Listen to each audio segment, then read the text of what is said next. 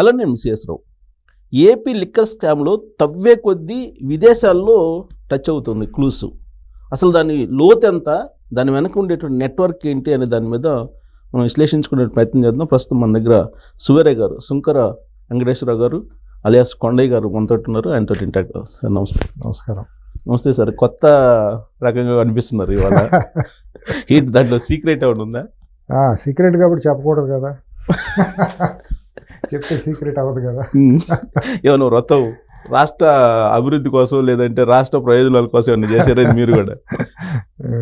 So liquor scam ఏంటి sir, చూస్తున్నారు కదా, అబ్జర్వ్ చేస్తున్నారు డే టు డే మొత్తం. సో అది దాన్ని అసలు ఊహించుకుంటేనే అసలు దీని లింకులు ఎక్కడుండి అండర్ వరల్డ్లో ఇప్పుడు అబూ సలీం, ఆ రోజున మోనికా బేడి, వాళ్ళకుండే లింకులు కూడా ఇప్పుడు బయటకు వస్తున్నాయి. ఏంటి మీకేమనిపిస్తుంది? ఇలాంటి ఏముంది సిఎస్ గారు, ఇది 2005 నుంచే రాజశేఖర రెడ్డి ముఖ్యమంత్రి అయిన దగ్గర నుంచి అంతర్జాతీయ మాఫియా ముఠాలతో కడప జిల్లాకు సంబంధాలు ఉన్నాయనేది బహిరంగ రహస్యం. దాంట్లో ఎటువంటి సందేహం లేదు.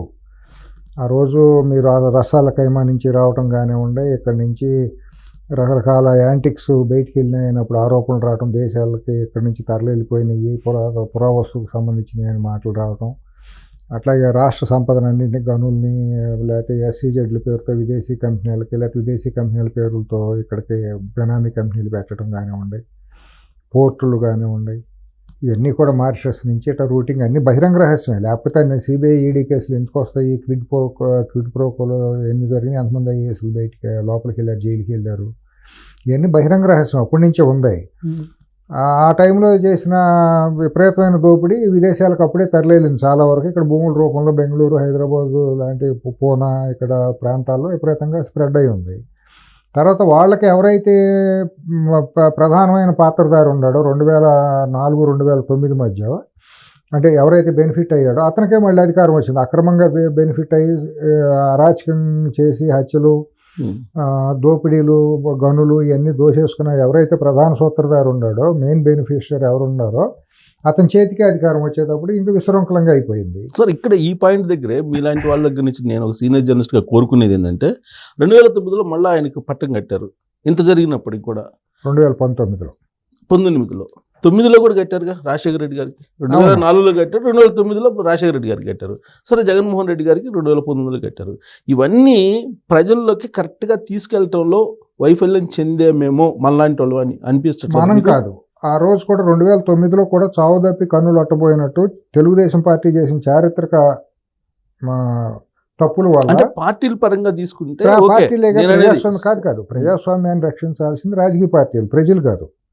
అంటే సామాజికవేత్తలు ఉంటారు, సామాజికవేత్తలు ఏం చేయగలరు అని మాట్లాడతారు. అంటే మీకు రాజకీయ పార్టీల వాయిస్ కన్నా కూడా మీలాంటి వాళ్ళు చెప్పే వాయిస్నే పబ్లిక్ విశ్వసిస్తారు కదా. కానీ మీడియా ఎక్కడ ఉంది? మీడియా ఎవరి గుప్పట్లోకి వెళ్ళినప్పుడు చెప్పేది మీడియానే కదా, కమ్యూనికేట్ చేసేది. ఆ రోజు రాజశేఖర రెడ్డి ఏం చేశాడు?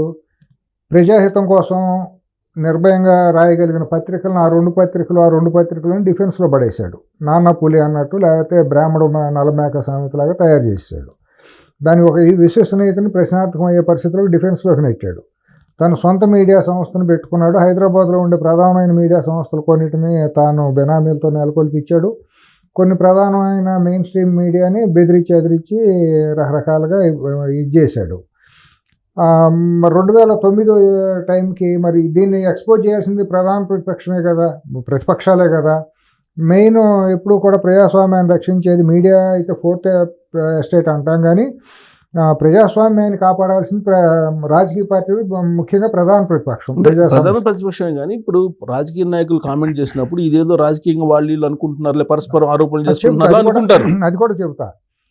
ఆ రోజు హైదరాబాద్ బేస్డ్గా మీడియా కానీ, ఇన్స్టిట్యూషన్ ప్రొఫెసర్లుగా కానీ, లేదా ఎడిటర్లు కానివ్వండి, వీళ్ళందరూ ఇక్కడ హైదరాబాద్ బేస్డ్గానే ఉన్నారు. వాయిస్ అంటే ఇక్కడి నుంచే, రాజధాని నుంచి వెళ్తుంది కదా ఎక్కడైనా సరే. అప్పుడు ఇక్కడ కుహానా మేధావులుగా ఉన్న వాళ్ళందరూ కూడా అమ్ముడు పోయారు. రాజశేఖర రెడ్డి భయపడ్డారు, లేకపోతే అతను లోపరుచుకున్నాడు అందరినీ కూడా. ఆ రోజు ఉండే ప్రజా సంఘాల పేరుతో ఉండాలని ప్రొఫెసర్లుగా లేకపోతే రకరకాలుగా ఇక్కడ వాయిస్ వినిపించే వాళ్ళని కూడా బిస్కెట్లు వేసి అతను కొనుగోలు చేశాడు. సీనియర్ జర్నలిస్టులని, ఎడిటర్లని చాలామందిని. జర్నలిస్టుల అసోసియేషన్ కూడా తన గుప్పిటకు తెచ్చుకున్నాడు. వాళ్ళకు కూడా మీకు ఇళ్ల స్థలాలు ఇచ్చేస్తాం అది ఇది అని చెప్పి వాళ్ళకు కూడా తాయిలాలు అందజేశారు. ఎప్పుడైనా సరే మరి వాచ్ డాగ్ లాగా ఉండాల్సిన సంఘాలు కానివ్వండి, వ్యక్తులు కానివ్వండి, ఎప్పుడైతే ఆశపడతారో ఆ విశ్వసనీయత కోల్పోతారు కదా, వ్యక్తి ఆరాధన మొదలవుతుంది కదా. ఆ రోజు ఎవరైతే మీకు ఇళ్ల స్థలాలు ఇస్తామని చెప్పి ఒక బిస్కెట్ వేసాడో, ఈ జర్నలిస్ట్ సంఘాలు కూడా రాజశేఖర రెడ్డిని దేవుడిగా కీర్తించడం మొదలెట్టినాయి కదా, మాకు 200 గజాల స్థలం ఇచ్చేస్తున్నాడు కాబట్టి ఎవరు ఎక్స్పోజ్ చేయలేదు కదా. మరి అది మీరు ఎందుకు చూసుకోరు జర్నలిస్టులుగా మీ వైఫల్యాన్ని? మరి అతను మీరు దేవుడని, రాజువయ్య మహారాజువయ్య అని కీర్తించింది మీరే కదా. ఒక దొంగన దోపిడీదారుని మహానేతగా కీర్తించింది ఇదే కిరాయి మీడియా కదా. మరి మీరు వైఫల్యం చెందారు కదా, మీడియా వైఫల్యం చెందింది కదా. వక్రీకరణ రాతలతో దొంగని, ఒక గజ దొంగని తీసుకెళ్ళి ఒక మహానేతగా మీరు కీర్తించారు కదా. మీరంటే ఇన్ సెన్స్ ప్రధాన ఇది కదా. అలాగే అంటే నేను ప్రధాన పక్షం తెలుగుదేశం వైఫల్యం ఎట్లా అంటున్నానంటే, ఆ రోజు యాంటీ సెంటిమెంట్ అయినటువంటి టీఆర్ఎస్తో జతకట్టడం చారిత్రక తప్పిదం. అంటే ఆ రోజున్న పరిస్థితులు 2009లో ఒక పక్క చిరంజీవి గారు పార్టీ పెట్టారు. సరే, రాజకీయాలు పక్కన పెడితే ఇప్పుడు లిక్కర్ స్కామ్ కి సంబంధించి మూలాలు అక్కడి నుంచే స్టార్ట్ అయింది.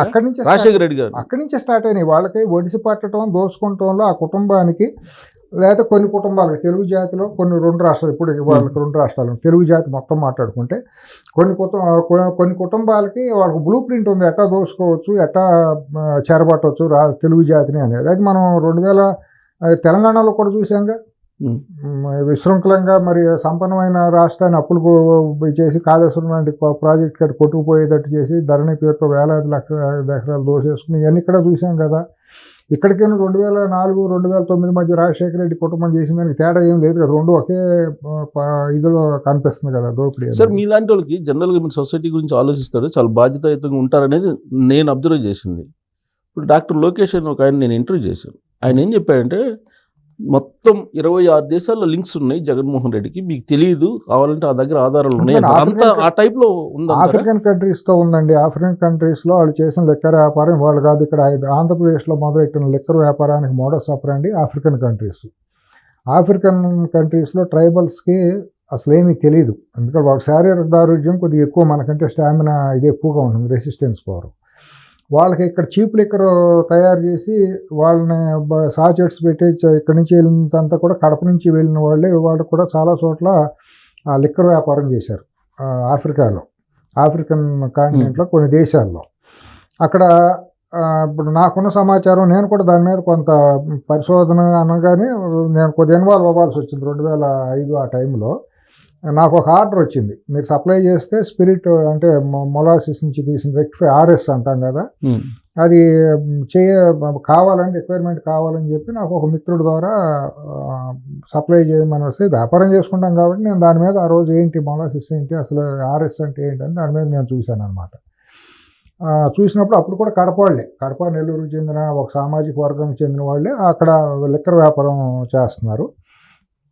ఆ రోజు నాకు మీడియాలో ఒక ప్రధాన మీడియా అధిపతిగా ఉన్నటువంటి ఒక మిత్రుడు, నాకు సన్నిహిత మిత్రుడు నాకు కొద్దిగా చెప్పాడు అనమాట అక్కడ ఏమేమి జరుగుతుంది ఏంటి అని.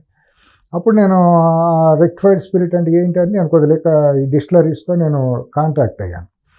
అయినప్పుడు ఆ రెక్టిఫైడ్ స్పిరిట్ 3 కేటగిరీల్లో ఉంటుందని, ఒకటి బాగా రిఫైన్డ్గా మంచి సుపీరియర్ క్వాలిటీనేమో ఈ స్కాచ్ ఇటువంటి వాటికి వాడతారని, 2వ గ్రేడ్ ఉన్నదాన్నేమో ప్రభుత్వ సారా దుకాణాల్లో డైల్యూట్ చేసి వాడతారని, 3వ దాన్ని ఇండస్ట్రియల్ ఆల్కహాల్గా వాడతారని, తర్వాత స్లడ్జ్ ఉంటుంది పేరుకుపోయిన చెత్త దాన్ని వాడకుండా బయటికి పారేస్తారు, వేస్ట్ అనుకోండి, దాని నుంచి కూడా తీసి అది విషతుల్యం.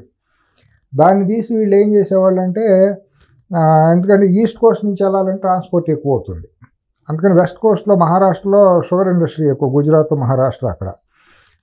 తర్వాత బ్రెజిల్ నుంచి పాకిస్తాన్ నుంచి కూడా సప్లైస్ బాగుంటాయి దీని నుంచి. అందుకని ఏం చేశారంటే ఆ రేట్తో పోల్చుకుంటే ఇక్కడ సౌకగా వస్తుందని చెప్పి వీళ్ళు ఏం చేశారంటే స్లడ్జ్లోంచి తీసేసిన విషతుల్యమైనటువంటి దాన్ని వీళ్ళు తక్కువ రేటు కొని లీటర్ రూపాయికి అంత చీప్గా కొని పారేసేదాన్ని తీసుకెళ్ళి అక్కడ హై దీంట్లో డైల్యూట్ చేసేసి ఆ విషతుల్యమైన దానితో వ్యాపారం చేసుకుని అక్కడ చాలామంది చనిపోవటానికి వీళ్ళు కారకులు.